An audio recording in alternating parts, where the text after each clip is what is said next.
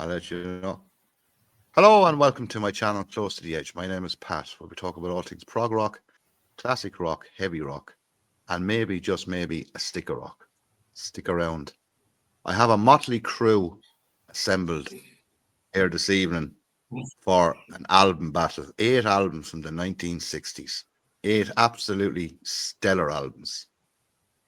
And I think one of the lads is just after dropping out there. He's having internet issues, Steve is, but he'll be back. But we have Glen Kellaway from Ontario. Glen from the basement, his own channel there. I have the Prog aficionado Dermot from Clonmel. And I have Don Kinfisher Campbell from Fine Music. And we had Steve here a second ago, but he's having issues on his internet. Anyway, this is going to be quite difficult. We have 8 albums. And the 8 albums, I'm going to tell you the 8 albums before we start. There's Abbey Road from the Beatles, The Doors' first album, Wheels of Fire from Cream, Led Zeppelin 1, Hot Rats from Zappa, Electric Ladyland from The Genius, the guitarist I'm talking about, Jimi Hendrix, Stand Up from The Tull, and In the Court of the Crimson King from King Crimson. They are the 8 absolute stellar albums that I picked. Now, I could have picked more, but we said we'd stick with 8. And we're going to kick it off. We're going to do 3, 3, and 2. I'm going to kick off with Mr. Glen Kellaway, the man who's seen 4 of those bands. Glen, kick it off. Thank you, Pat. Well, you picked 8 albums. It's almost a shame to make one the least favorite. Like, they're all so good. They're also good, yeah, absolutely. You could put all 8 of them in a hat and just pick them out at random, and you could make an argument for whatever way they came out of the hat. That's the way I did it, I think. But I am going to start number 8 with the Doors debut. Okay. Seems weird making this number 8, but it's such a great album. One of the best debuts ever, probably. And yeah, The End, my favorite Doors song, is on there. The long version of Light My Fire. I mean, it's just a great album. What can I say? Brilliant album. Brilliant album. Number 7. Now, a lot of people think this is, I think a lot of people rank this as their favorite album, but I'm going with Abbey Road. Only because I'm kind of on a board with the Beatles kick. I kind of just, I don't know, I just don't listen to the Beatles too much anymore, so that's why I got a low ranking. But side 2 of this album, I think, is probably, could arguably be the greatest side of music ever released. But that's number 7. Number 6, I'm going with Cream, Wheels of Fire. I love this album. One album studio, one live. I saw Cream in 1968 at Massey Hall in Toronto, and yeah, one of my favorite bands. And again, ashamed to have to rank this number 6, but that's what I'm doing. Great cover. No, there's no wrong or right answer, as they say. Yeah, no. Yeah. None whatsoever. Right, Don. Thanks for that, Glen. Don, you're 8, 7, and 6.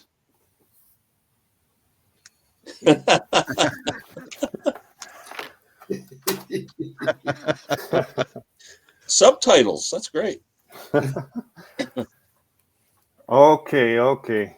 We're making friends here. My number 8.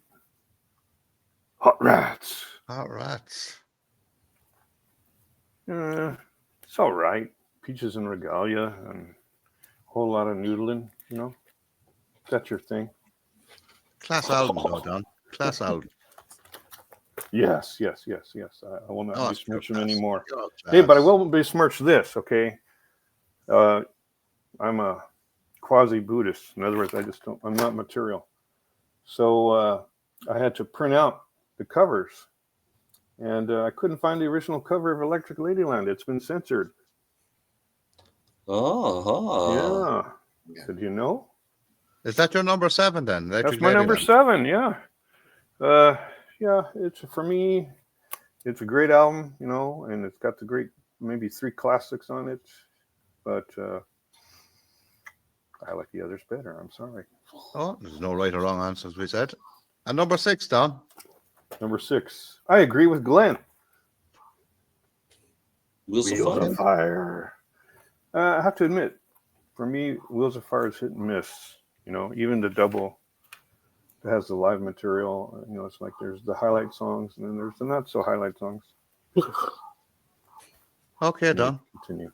That's perfect. Dermot. Okay, well, Pat, you didn't make this easy, and it shouldn't have been. No, I couldn't make it easy. It's just, you know, I mean, this is like we said, this is Glen's era where he saw a lot of these bands. Yeah. It's also my era. It's an era I'm fascinated with because something happened in music at this point in time. That was very interesting. Yeah. So a lot of things kind of splintered and kind of went into different ways, and a lot of different creative avenues were gone down. Some of them worked, some of them didn't, and then something congealed later on. But it was very interesting, a really interesting time. I'm just mad that I didn't get to see all these bands. But I would agree with Don. My number 8 is Hot Rats as well. It's the one out of all these albums that I don't have a copy of even. I've had people lend me copies of the album. I've tried and I've tried. But to me, Frank Zappa's albums, they're like a banquet, and there's all sorts of different flavors and different things in them.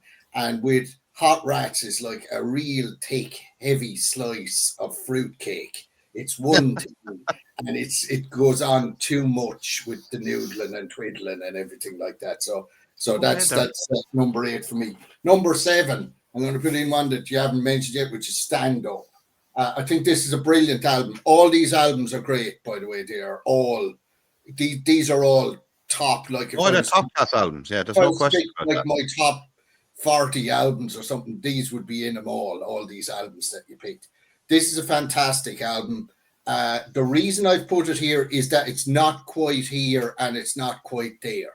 It's a great album for what it is. It's a great listen. It's fantastic. But you can hear bits of Jethro Tull. There was a chap he was with. He used to be with Manfred Mann. Was it McGuinness, guy with glasses? And I saw him being interviewed. Yeah, I saw him being interviewed one day. And he said, we were all there in Surrey and West London singing about levies, and we didn't even know what they were. So we had to do something else. And this album is just a perfect example of that, where they're trying to turn from this kind of blues format into something else. And it's just kind of in between. That's why I've put it in at number 7. But like for a listen, it's just fantastic. All these bloody albums are. You've some bastard doing this to us, Pat. Okay. Well, you know the fuck. The next one then is another kind of transitional album like that, which is Cream, Wheels of Fire. Okay, so I've put Wheels of Fire in here because again it is transitional.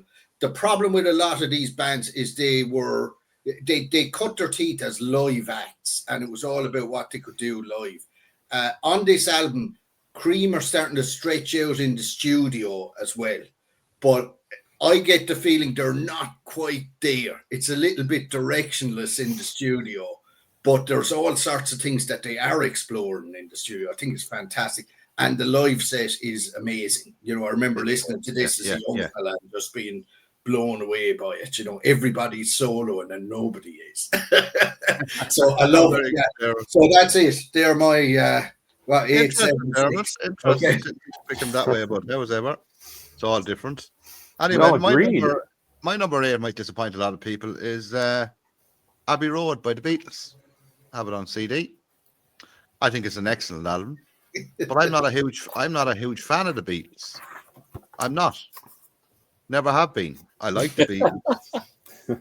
And I know people say, oh, they were influential and all that. Yeah, they were very influential. But I think there were other bands out there more influential than the Beatles, to be quite honest with you. I think a lot of their earlier music is kind of that kind of English kind of pop. You know, like Jerry and the Pacemakers, who came from Liverpool as well. All that kind of, you know, you had loads of bands around Liverpool and England at that time. And I think their music, they got lucky.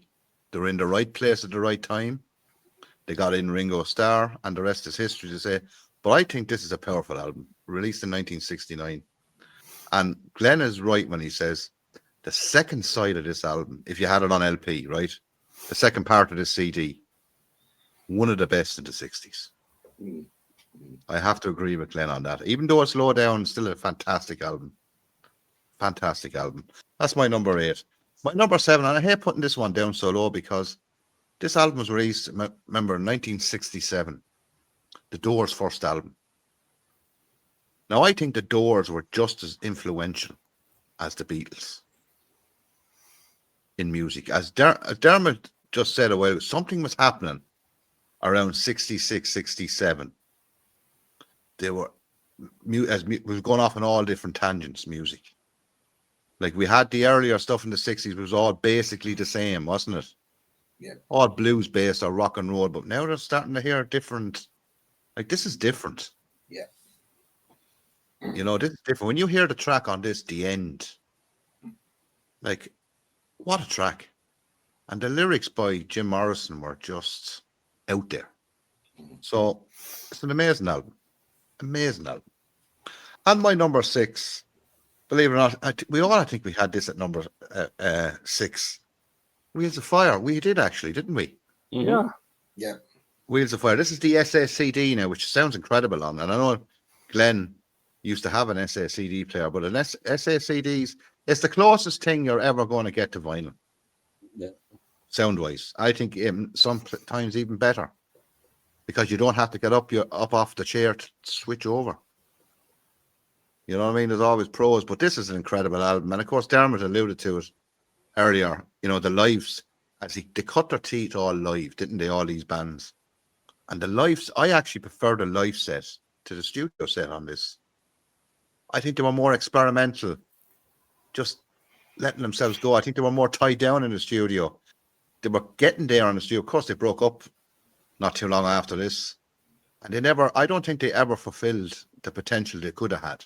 I agree totally, Pat. Yeah. The potential they could have had if they had to stick together going forward. Who knows what they would have brought out.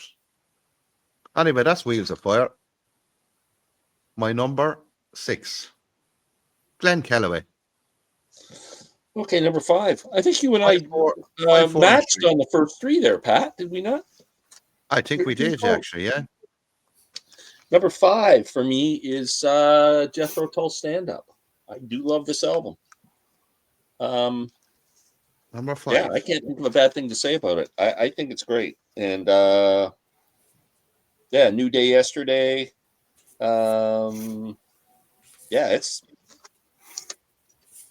probably might be about my 4th or 5th favorite Tull album. That's a brilliant album. Brilliant album. And then number 4 is going to be Electric Ladyland. Okay. I love this album from start to finish. I don't think there's any filler on it. I think it's great. I think the jammy stuff with Steve Winwood and whoever else was in the studio with him on The Moon Turns the Tides and all those jammy blues stuff and the 2 versions of Voodoo Child and of course All on the Watchtower. Fantastic. Gypsy Eyes, Burning in the Midnight Lamp. There's so many great songs on this. Fantastic. And number 3 for me would be the Led Zeppelin debut. This is an album I bought when I walked into a record store and just saw it when it came out and saw the cover and went, wow, and then saw the back cover, all those cool looking dudes with the long hair, and brought it home and just blew my mind. And I was fortunate enough to see Zeppelin in a pretty small venue, 2,000 seater in 1969. And I just love this album. Okay, thanks very much, Glenn. Interesting choices there. Don, you're number 5. Stand Up.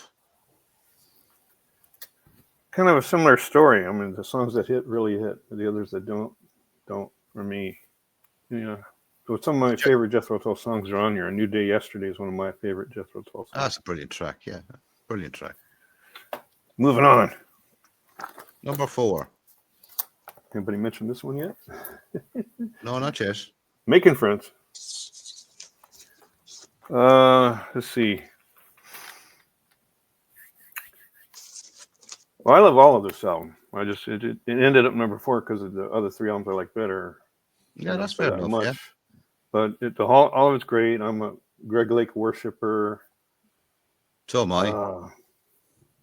Epitaph is just glorious. You can hear it on YouTube with just the vocals isolated. It is gorgeous. Yeah, I've got that on one of the anniversary sets. It is amazing. Yeah, I have it on that too, on the anniversary set. It's actually brilliant, Dermot. You just hear Greg Lake doing just the vocals.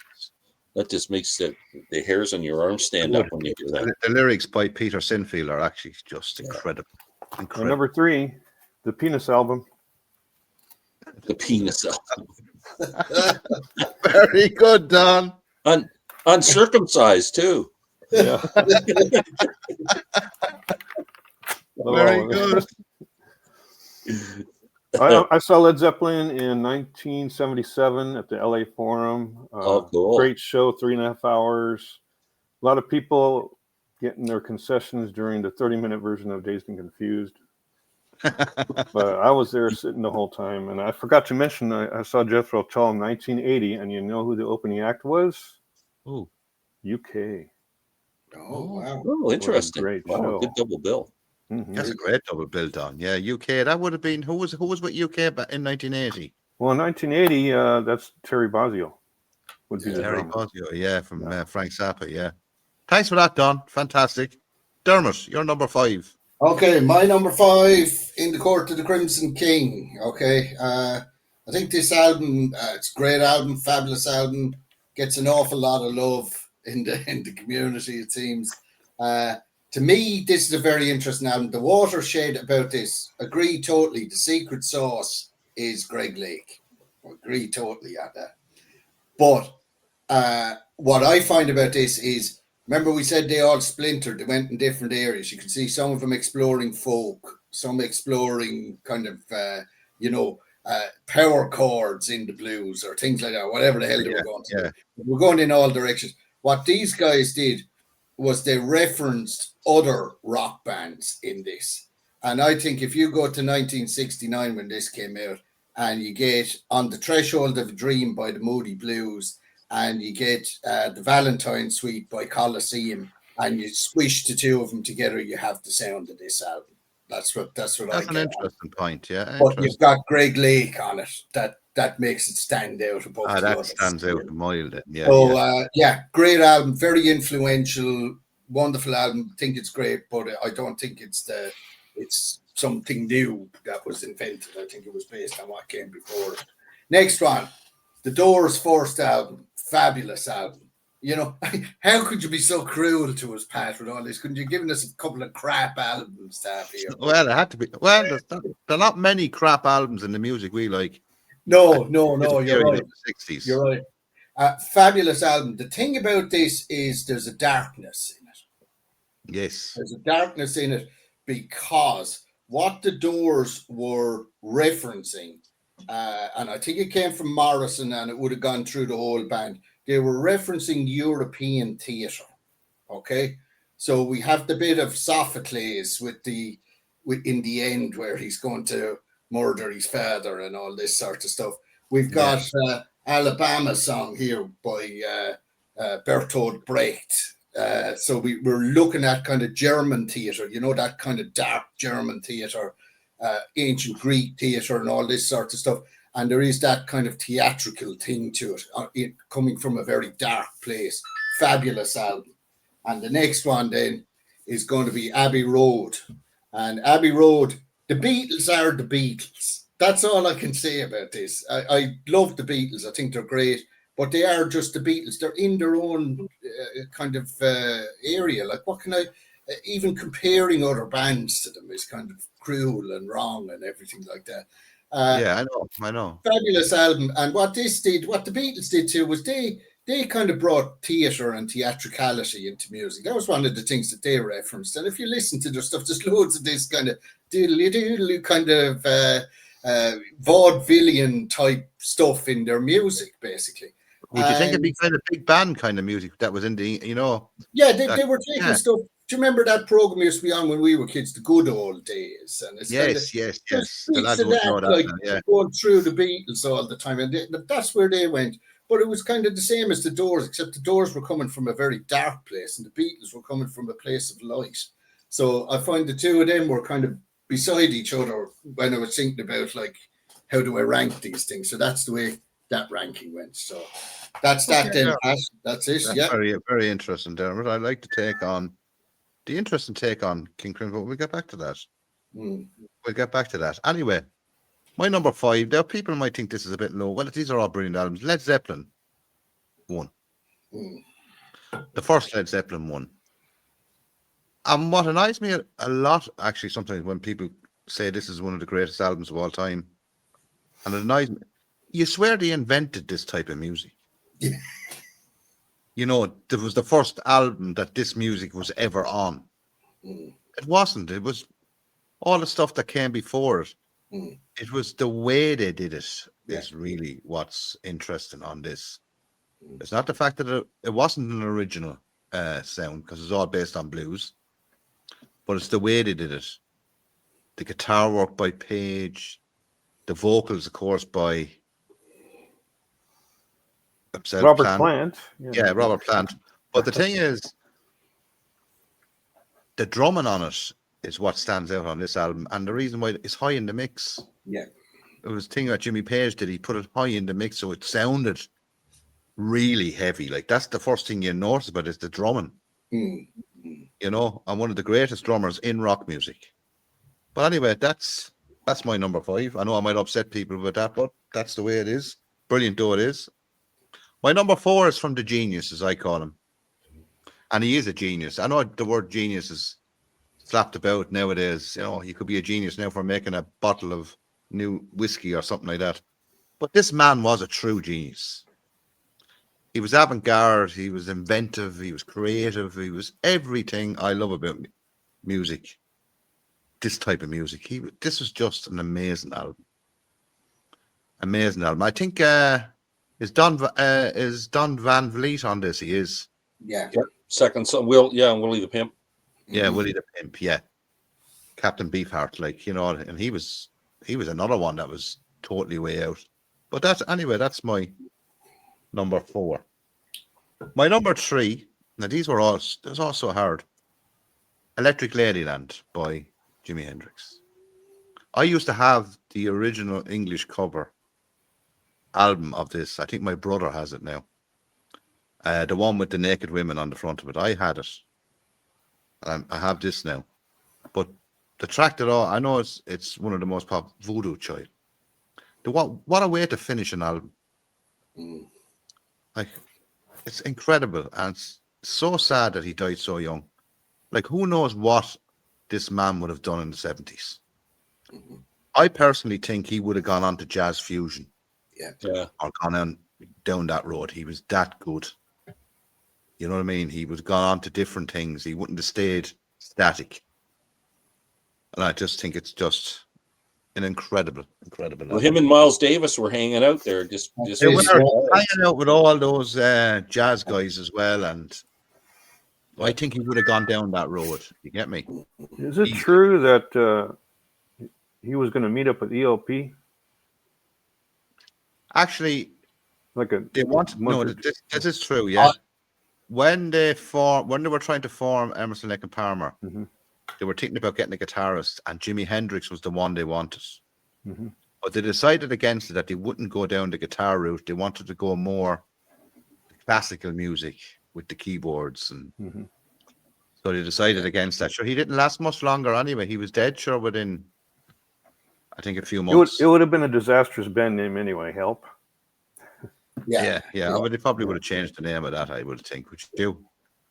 Apparently, Hendrix was doing some work with Bo Hansen at the time. It was that's where he would have gone with the keyboards, is with Bo Hansen.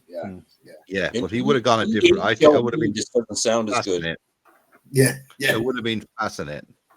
Right, Glenn, you're number 2 and 1. Now this is going to be interesting. 2 and 1. Well, I'm going with Mr.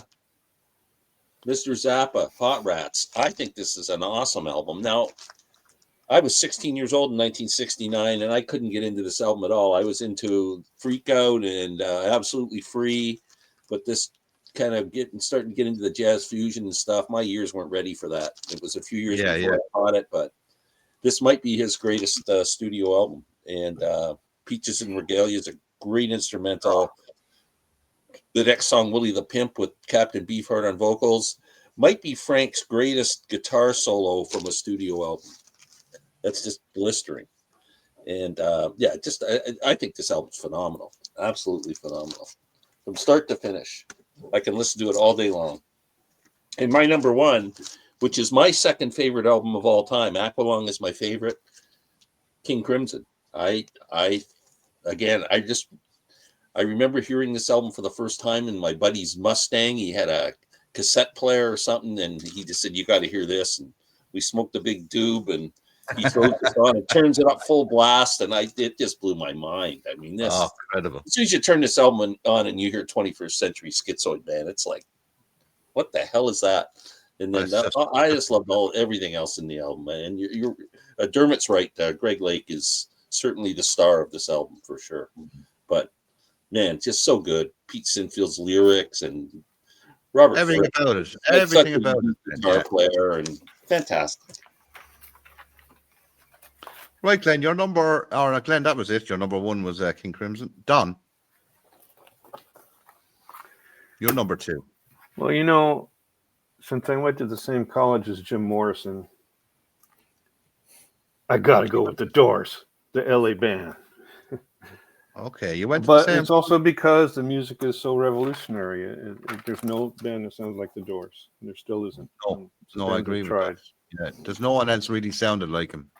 Yeah. No, I agree with you. They were kind of out there.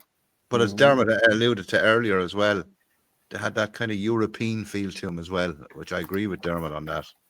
More so than the American feel. You get me? And your number one? My number one is not my number one. You didn't even mention for the list my number one, but this is out of this list. Out of this list, everybody knows what I'm choosing. For me, mainly it's the production. George Martin, this is his best production. He was an outstanding producer as it was. This album is sonically spectacular.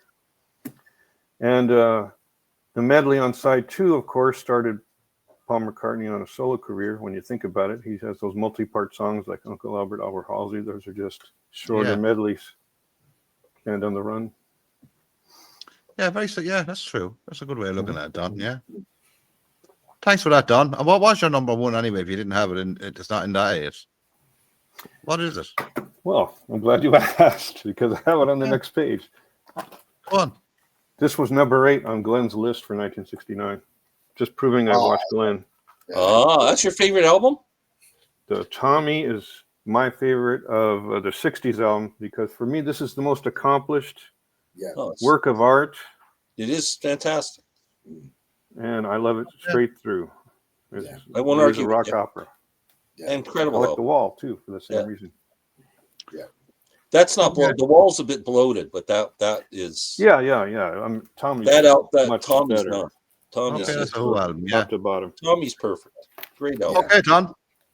Thanks very much, Don. Okay. Dermot, 2 and 1. Okay. So my number 2 is Led Zeppelin 1. Okay. Again, you know, we're in that position. Everybody's playing blues and everything. And I know this is blues, but all they did was they just turned the dial slightly. That's all it was. Just a little tweak of it. Play it with a different attitude. Play it with, like Pat was alluding to, the rhythm that's in it and all this sort of thing. Yeah, it's brilliant. Speed, attitude, that kind of power behind it. It makes it into something else. And the influence of this album just is incredible. Oh, yeah, highly influential. I mean, all the rock stuff then, your Black Sabbaths and your Deep Purples and everyone were listening to this thing. This was like the... That is so true. Yeah. And then my number 1, and I've got it in all its glory. Yeah, good man. Full cover. There you go. Ladyland. I knew you'd have that, Dermot. I knew you'd have that because you are a tit man, aren't you? I'm a tit man. Yes, I have to say. Yeah. Stop that! You're going to go blind. Yeah, well, I mean, the thing about it is, like the cover, this is a banquet. This is like I was saying about, like, that's what annoyed me about Hot Rats, is it's not a banquet, but this is a banquet, and it's like in different courses. Each side has its own kind of feel to it and everything like that. Yeah. And it takes you on this journey. So you have the first side that kind of slowly brings you into it. The second side, then shorter, kind of poppier songs that hit you. But like, they're incredibly creative. You know, I always think Hendrix at the time was sharing, he was living in the same flat that Handel used to live in London. And I always think Burning in a Midnight Lamp with the harpsichord on it is the ghost of Hamlet or Handel coming through him, you know, or whatever. Yeah, but yeah. Fantastic. Then you have the big prog side with the 1983, a Merriman I Would Choose to Be, or whatever. And then he goes into, like, just brings it out with just pure power. And there's influences coming from everywhere. There's boleros in this. There's tangos in it, you know, a house burning down is a tango. So you've got all this sort of, he's picking stuff up out of everywhere and mashing it all together. And it's not very, you know, simply, oh, let's throw a bit of this in there, a bit of this. This is going into a fused lump that's becoming something new in its own right. As you said, Pat, what a shame this man didn't live longer. No, I mean, it was just amazing. He was creating, on nearly every song on this, there is a creation of something new. It's just mind-blowing. I agree with you. Yeah. So I love that. Number one. Okay. Interesting point that it's sequenced incredibly well. Yes. Like yes. Oh, it is. So, the way all the sides are. Yeah, you go through the different courses and it brings you on that journey with you. Yeah. I think it's the greatest double album that's ever been put together. I can't kind of hear enough. I hear you with Tommy too, Don, by the way. No, that's another great double album. And that's fantastic as well. But there's something about that. I just love the way that it's each side is different, but there's a continuity that goes through it as well. So yeah, brilliant. Anyway, thanks for that, Dermot. Dermot, now before I get on to my 2-in-1, Kevin gave me his list earlier because he couldn't make it tonight, unforeseen circumstances. And his number 8 was, I have it here, Hot Rats. Right, his number 7 was Wheels of Fire. His number 6 was Abbey Road. His number 5, I have to look at it here, was The Doors' first album. His number 4 was In the Court of the Crimson King. His number 3 was Stand Up by The Tull. His number 2 was Electric Ladyland, as Dermot just said, from Hendrix. And of course, his number 1 would have been Led Zeppelin. Led Zeppelin's first album. That's his favorite band. That was always going to be Kevin. So that's Kevin's one. I hope now Steve was supposed to be with us tonight. He had internet issues. I'll have to check my email in a second, see that he sent his rankings in. He might not have, but I will check it. But my number 2 is Stand Up by The Tull. I love this album. I think this album is from start to finish pure class. I know what you were saying earlier on, Dermot, when you were saying it was kind of an in-between kind of album. But the first album was brilliant, I think. But this one was another step up because he kind of went away. He was trying to get away from the blues. Yeah. But it's there, but he wasn't away from it just yet. It still is a great album, Pat. Brilliant, but they're all, I know it, brilliant album. Yeah. Absolutely. Great bonus tracks, too, by the way. Hmm? I have to mention the bonus tracks are fantastic. Oh, that are on the actual box set. Yeah. Absolutely brilliant. But my number 1, and to me, is King Crimson. In the Court of the Crimson King. I think this is the greatest debut album of all time in any genre. To me, it is. I know, Dermot, what you're saying when they had put, like, it's not as if they invented. People say they invented prog. They didn't invent it, but how would I put it? They were given the blueprint for it, and they took it to another level. Yeah, I think it does that. Yeah, it references, Yeah. Other rock, not something outside the rock. It references other rock referencing other stuff, and Other then it stuff. makes it into something else. Yeah, yeah. And you can hear the classical influences on this as well, and obviously the jazz. But for me, it's just an incredible album. Mm.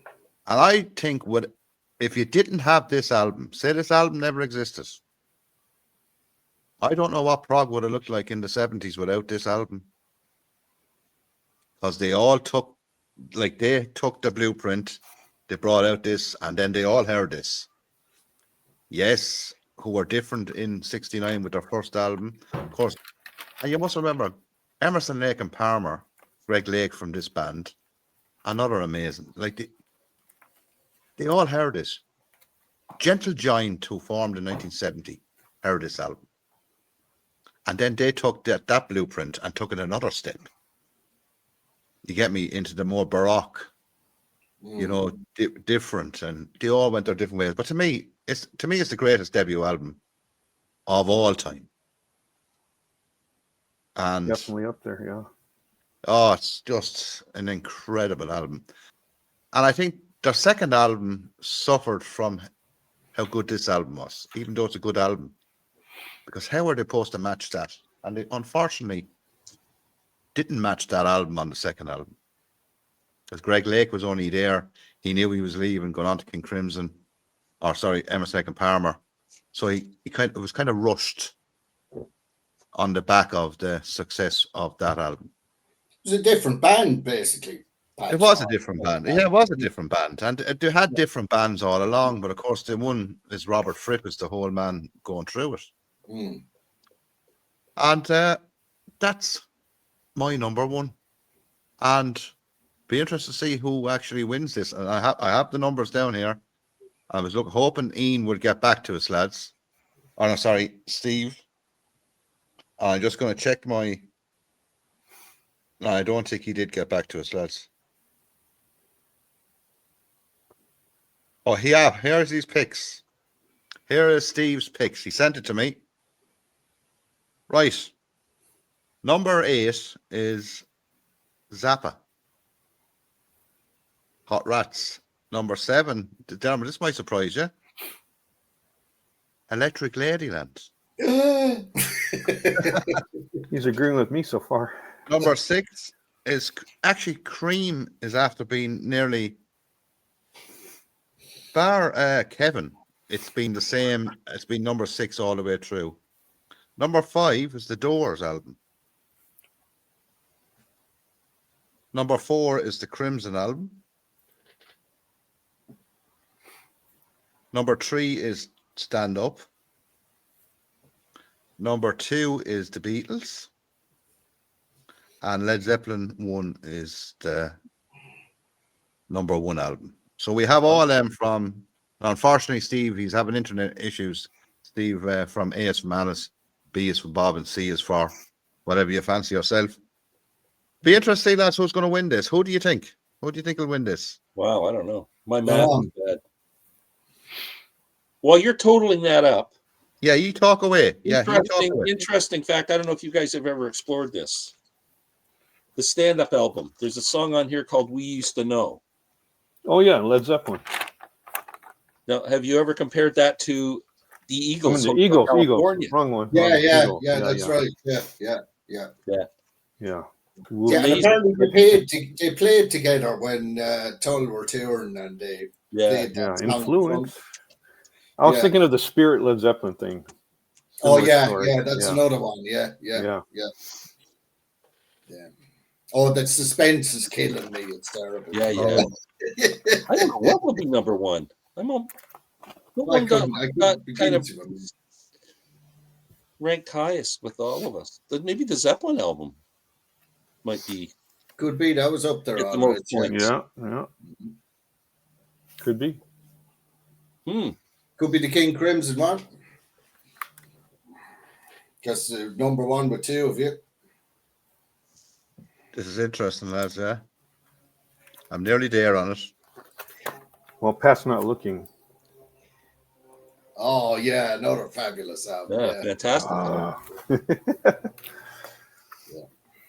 1969, Right, man. I have them all added up now, Great and I'm year going for music. to put them in the number Yeah. there. And so 1, 2, Another one I think from '69 is Renaissance's first 3, album. That's mind blowing. The first 4, Renaissance. Which album? I'm sorry. 5, The first Renaissance album. Yes. Oh, Renaissance, yeah. Yeah, because when you think the Yardbird splits, part of them Mhm. become Led Zeppelin, part of them become Renaissance, and you've got this thing then, like, you know, where you're looking at the two directions that music went in That the British next. 1969. folk scene was really influential with all those rock bands and Zeppelin and Oh, absolutely, yeah, absolutely, Glenn. Lads, we have the final tally. Go on, No, Pat, talk us through it. Count us okay, up. number 8. Number 8 was Hot Rats by Frank Zappa. Okay. Number 7 was Wheels of Fire by Cream. We had a funny feeling the way the Americans were going on that one. Number 6, The Doors' first album. Number 5 is Abbey Road. Number 4 is Stand Up. Number 3 is Electric Ladyland. And number 2 is In the Court of the Crimson King, and Led Zeppelin 1. wow. You were right, Glenn. Yeah. Led Zeppelin 1 had 78 compared to In the Court with 70. So it bettered by, like, I had the lowest ranking of Led Zeppelin 1 out of you all. Like, I got 2, like, Wow, interesting. but it still topped it. You know what I mean? And that was an interesting exercise. And of course, Kevin was sorry he couldn't make it. And of course, Steve had wicked trouble, didn't he, Glenn, when we were on beforehand with his internet? Do you remember the time you had the issue, Dermot, with your internet? Oh, I do, yeah. Yeah, do you remember that? Yeah. And we were doing one of these album battles. Do you remember? Yeah. Yeah, and I was coming in and out, wasn't it? In and out. And Steve, unfortunately, could never get it going. He could Yeah. never get it going. Well, lads, did you enjoy that? Very much so, Pat. That was That was great. awesome. Yeah. Very I want to just interesting. say, that's great. I want to take thanks very much to Glenn from Canada, Ontario, and Canada, and Glenn's channel. I'll leave the link in the description. Glenn does a brilliant job over there, and I'll leave the description of Don as well, his channel, Fine Music, in the description. Dermot doesn't have a channel. Used to have a channel. I'll leave the link in the description when you're going to have a channel. I'll get one at some stage, Pat. Yeah, you Yeah, might I know you will. I know you will, Dermot. Just But give anyway, it Dermot's credit card. That's fine. We'll just take that. Yeah. Exactly. But anyway, lads, it's great to have you all on. I really do appreciate it. I'm sorry that Steve and Kevin couldn't make it. Steve, unfortunately, with internet issues. But anyway, we'll have them on another time. But anyway, for me, Pat, whatever you're doing, lads, stay safe. And also, nice to be nice. Always nice to be nice. Anyway, from Glenn, Don, Dermot, and myself, bye from now. Bye-bye.